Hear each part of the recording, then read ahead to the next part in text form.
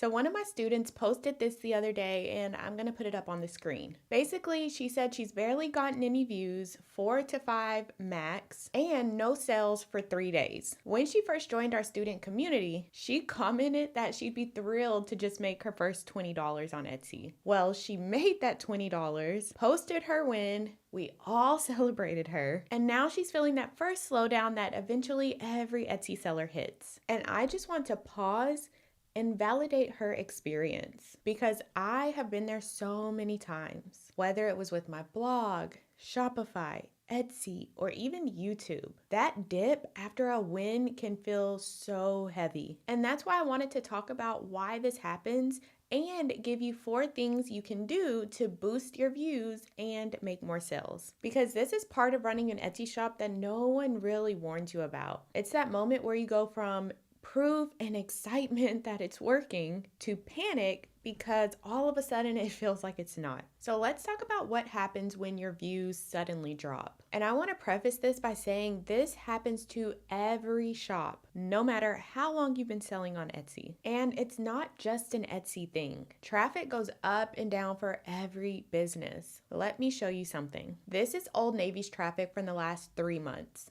You can see it's been steadily declining. We start out here in July, we dip in August, and in September we dip again. And that is Old Navy with a full marketing team, paid ads, and stores all over the country. So if a billion-dollar brand can have slow months, your Etsy shop definitely can too. So this isn't an Etsy problem, this is a business problem. When you see a dip in your stats, it usually means one of these 3 things. Number 1, Etsy is testing your listing. Sometimes the algorithm moves things around to see how they perform in different spots. If your listing was showing up high and suddenly dropped, it's probably because Etsy swapped it out for a different listing that was getting more engagement. Maybe they were getting more favorites, more clicks, or even more sales. Etsy is always testing and adjusting to see what buyers interact with the most. Reason number 2 is that buying behavior shifted. Maybe a holiday ended, a trend cooled off, or shoppers are just saving their cart until payday. Your product might still be great, but Etsy is going to prioritize whatever buyers are actively interacting with right now. And then reason number 3 could be that you're just less active. The algorithm is always looking for signs of life.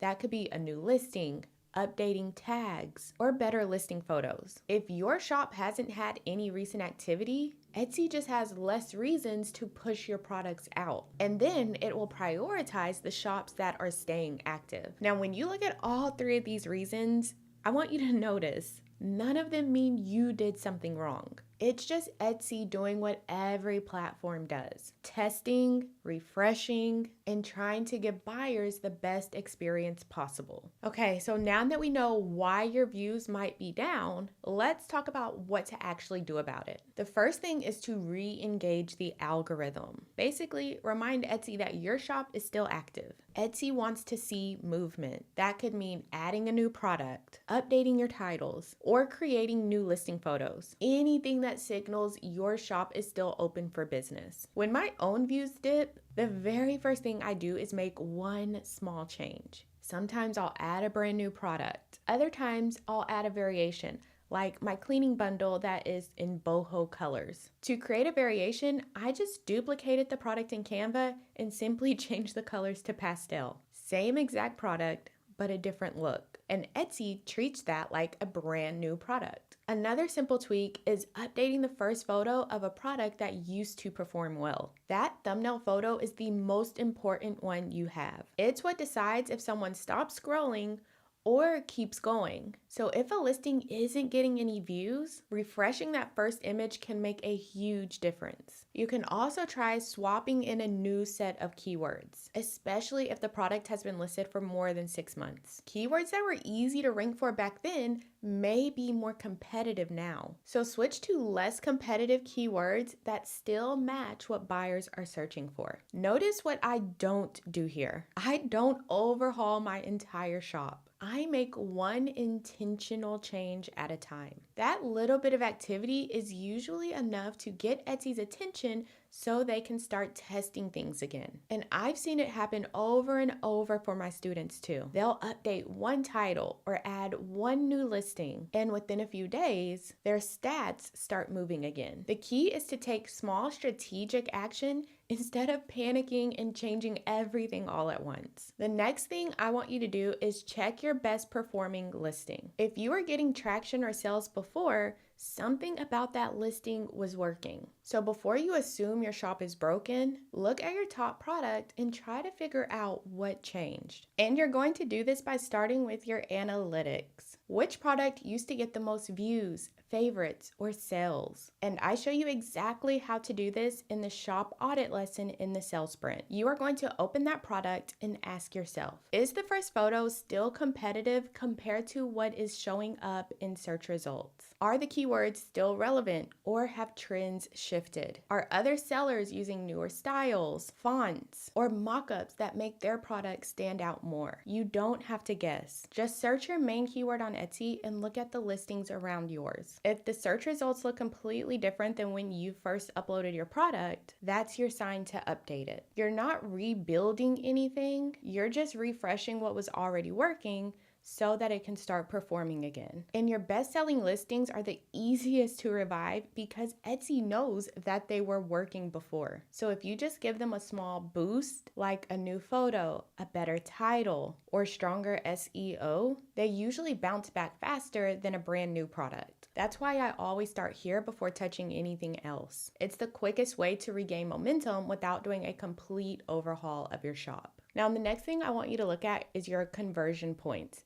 And these are the spots in your shop that convinces someone to buy. A lot of sellers panic when their views drop and they instantly think, I need more views. But most of the time, you don't need more views. You just need to convert the views you're already getting into buyers. Because sometimes your views didn't drop, your conversion rate did. People are still clicking, they're just not following through and purchasing. And after helping over 1,000 students inside of the sales sprint, I can tell you confidently that 9 times out of 10, this happens because of listing photos. Your thumbnail listing photo is the very first impression someone gets of your product. It's what decides whether they stop scrolling or keep going. If your product is amazing, but your listing photo doesn't instantly show the value, people won't click. And no clicks equals no sales. So if you haven't updated your listing photos in a while, this is the time to do it. Open a product that's getting views but no sales and ask yourself, does my first photo instantly tell buyers what this is and why they need it? Can they instantly see what's included and why it would make their life easier? Do my photos look like the kind of products Etsy is promoting in my niche right now? One of the members in the sales sprint shared a simple hack in the community that I love. She types her main keyword into the Etsy search bar so her product shows up. Then she compares her thumbnail to the listings Etsy is promoting around it. It's such a quick way to see how your listing photo stands out around the competition. And your thumbnails are so important.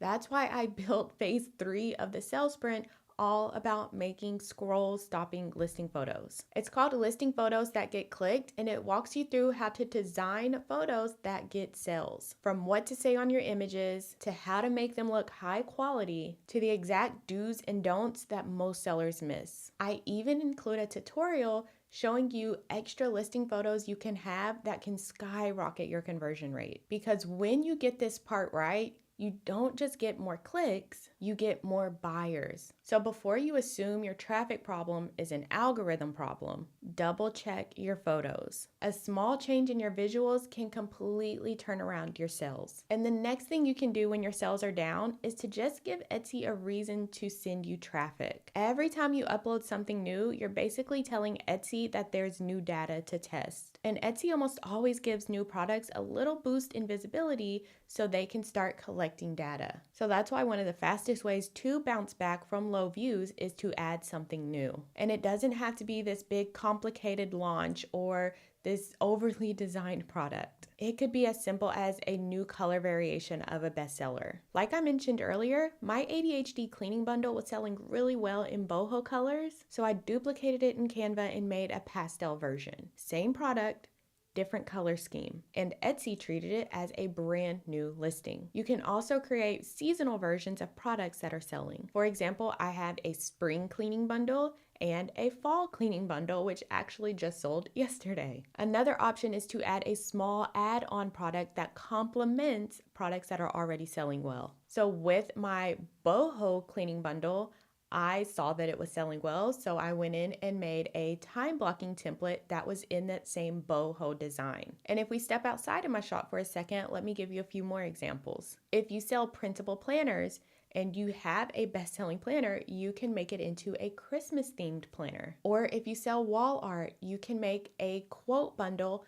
that has a seasonal design. The goal is to give Etsy something new to test, even if it's a slight variation. I do this all the time. When my views are down, I'll either create a variation of a product that is selling well, or I'll release a simple seasonal product. And what happens is Etsy starts testing it, collecting data, and that little burst of activity often pulls up my other listings with it. So if your views have been flat for a while, don't overthink it. Just add one new listing or variation this week. That small bit of activity can restart your momentum. So if your views are down right now, here's what I want you to focus on. Don't obsess over the numbers. Focus on what you can control. Your views are just a reflection of your actions. And so instead of checking your stats 10 times a day, you can ask yourself, have I added something new to my shop, even if it's just a variation? Or have I updated or improved one listing this week? Those are the actions that lead to more views and more sales. You don't need to overhaul your entire shop. You just need to stay consistent with money-making tasks. 3 quiet days of no sales doesn't define your shop, but your next 30 days of actions do. So instead of worrying about how many people saw your shop today, let's focus on what you did today to make sure more people can see your shop tomorrow. And if you want more support with what that actually looks like day to day, like how to know what to work on, how to fix slow listings, and how to create products that consistently sell, that's exactly what I help you do inside the Sales Sprint.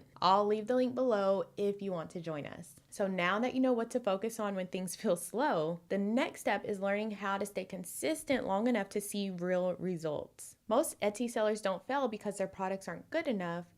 They fail because they simply just give up too soon, and I don't want to see that happen to you. So in my next video, I am showing you exactly what to focus on for the next 90 days so you can speed up the sales process. This is one of my favorite videos I've ever made, and it's the perfect next step if you want to take those slow weeks into steady sales.